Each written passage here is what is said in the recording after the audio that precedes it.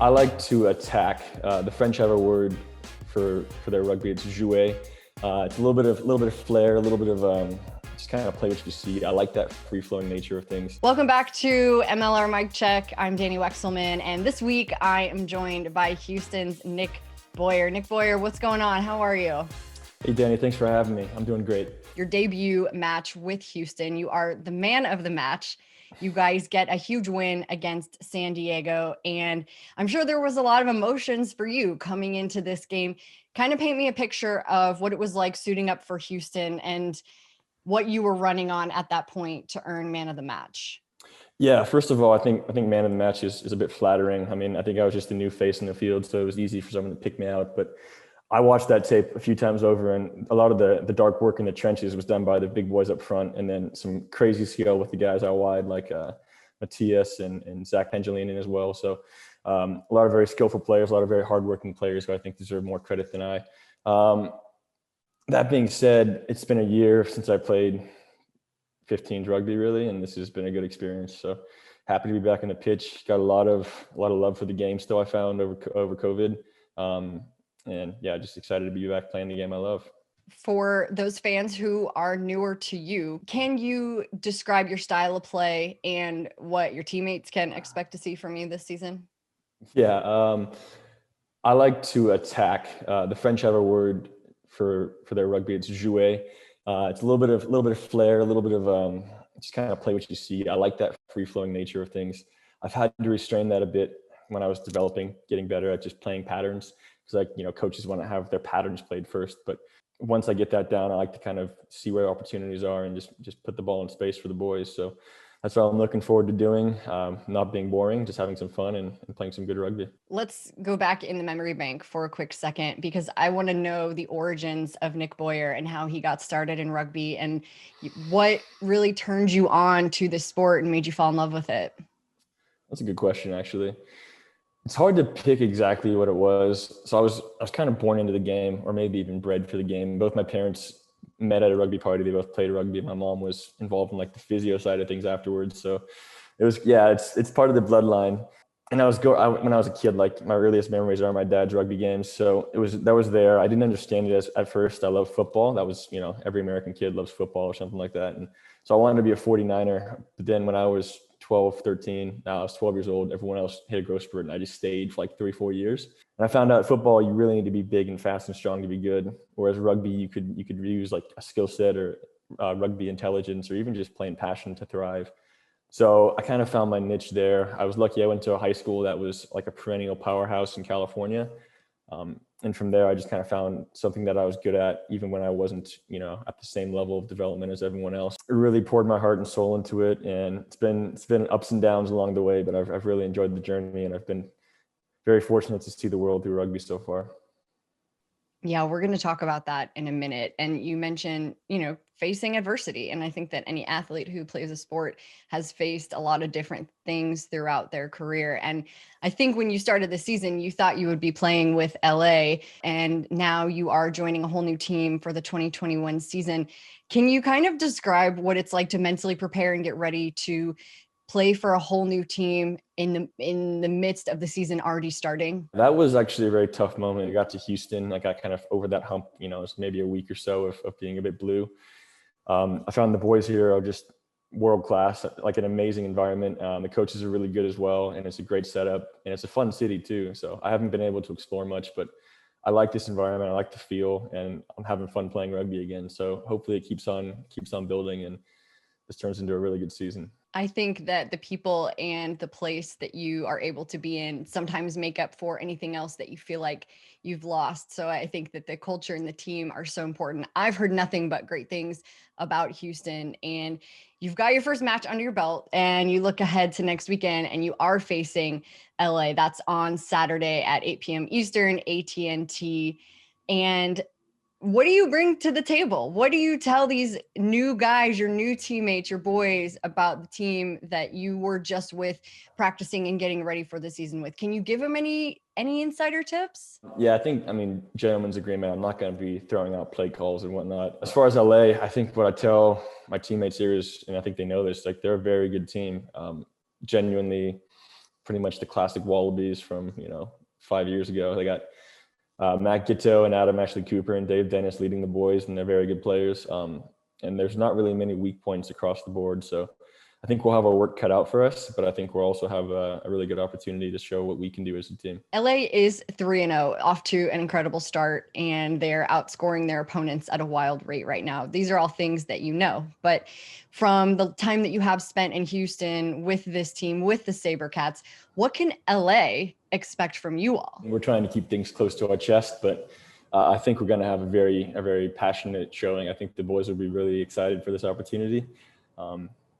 And yeah, I think we're gonna really honor them with a good game. So I know they're coming to play their best rugby, and so are we. How big of a deal is home field advantage? Because you guys do have the home field advantage this weekend. Does that play into everything? There are fans in the stands, which thank God for that. So happy to see them back at the game. But does that make a difference for you all? What's the saying? Everything's bigger in Texas, or everything's better in Texas, something like that. So I think the fan atmosphere and the noise in the stadium is a pretty big plus for us. I definitely felt it against San Diego, and I think it'll be good to have that same or even a bigger crowd support for this next game.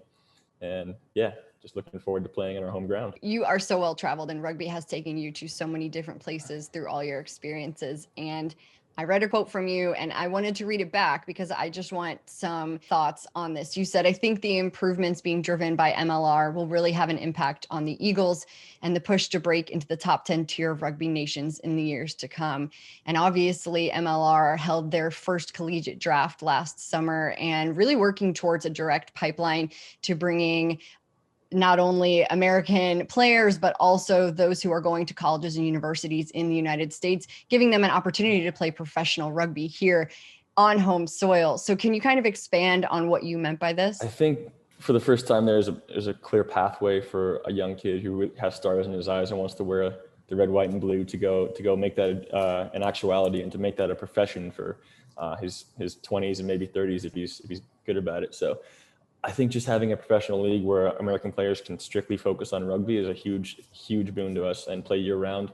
I know in the past, a lot of really good, like classic Eagles who've done a lot of great things for the jersey have had to work jobs, full-time white collar jobs while playing professional rugby. That's a big ask to be able to stay in shape and then travel and play international games and come back to take care of bills and go to work every day. So MLR ticks that box. And on top of that, we got a lot of very talented international players coming over. Some are a bit older, but they add a lot of experience and rugby skill that brings the level of American skill up as well. I wonder if I talked to your best friend, I called her on the phone, whoever it may be, and I asked them to describe you in 3 words when you've got the kit on, when you're going all out. What are 3 words used to describe you? I'm not really great at giving myself that kind of rap, I guess, but probably passionate's one of them, and then loyal and hardworking, I'd say. I like to I'll just go. That's my thing. No one likes to talk about themselves, and here I am forcing you to do it. So thank you for doing it. Putting me on the spot. That's okay. Yeah, we're learning. We're all learning through this. We're just getting better day by day. The last thing I wanted to ask you is, in the off season and maybe some extra time because of COVID and quarantine, you spent some time working on your speed training. Give me all the details. Tell me how it happened, what it looks like, why it's important to you. Yeah, I was very fortunate to be in San Diego, where there's a very elite level up and coming speed coach, Les Spellman, who I think is probably the best in the world at what he does. He's just now starting to get a lot of recognition from like NFL teams and major professional sports. But he played rugby as well. He played for the U.S. team briefly, and he has a soft spot in his heart for lone rugby players like myself. So he took me out there and let me run around with the big boys. And yeah, it's just 3 times a week. He was really coaching me on form, and a lot of it was like activation and warm up and getting the right muscles working. And honestly, it was a massive blessing in disguise for me, having a year-long break to kind of retune my body and put on the speed that I need to do what I want to on the field. So it's still early days, and I got a lot of season to play, but I like the way it feels so far, and I'm hoping to use it to good effect. All right, Nick, it's time for some bonus points. Are you ready? Always. Who was your first new teammate to reach out to you after the trade happened? Sam the Rook Windsor. And what did Sam say to you? Just a welcome to Houston with the little shaka emoji. I think he knew that I surfed, so he gave me a little Hawaiian love. What about one thing about you, Nick, that I can't find on the internet? I got my finger caught in a gumball machine when I was 4 years old. There's a story behind that. Tell me. I'm the youngest, very impressionable in my younger years. And you know those, well, it wasn't a gumball machine. It was the same as a gumball machine, but had the toy prizes inside. I think they're out of style now. They're not in vogue anymore. But I wanted a toy. So my brother and sister thought it'd be a good idea if I, being the smallest, stuck my hand up the little quarter slot while they turned it. And then it got stuck in there. So we're in the middle of Safeway. That's a big grocery store in Sacramento, where I'm from. And my mom's sitting there with her youngest son with the hand in the gumball machine. And every single neighbor walks by and says, "Oh, hey, Nola." And I'm just sitting there with my hand in there in the gumball machine. So yeah, that was fun. Fire department came, and that was that. What lesson did you learn from that moment in your life? Don't stick your hands places they don't belong. Great answer. I love that answer. Okay, you, like I said, you've had so much experience not only in MLR but internationally as well, and playing for USA. Who are two guys in the league, in Major League Rugby, who you don't know yet but you would love to get dinner with? It's a very good question. Rugby's a small world, so I've been fortunate enough to meet a lot of guys. But I think Andy Ellis is a big one, because obviously same position, played for New Zealand, who's the best rugby team in the world. I think he'd have some good stories to tell. And I think who else just came over? I think the Beast from Mtawarira from Washington. I heard he just resigned. I think he'd be a good person to talk to. Recent World Cup winner. Got a lot of experience. Okay, so you mentioned surfing, and I saw a couple of photos with some animals on your Instagram. So I feel like you've thought about this answer. I'm hoping that you have, because I'm really putting you on the spot here. But what is your spirit animal? Orca, killer whale. Yeah, that's easy.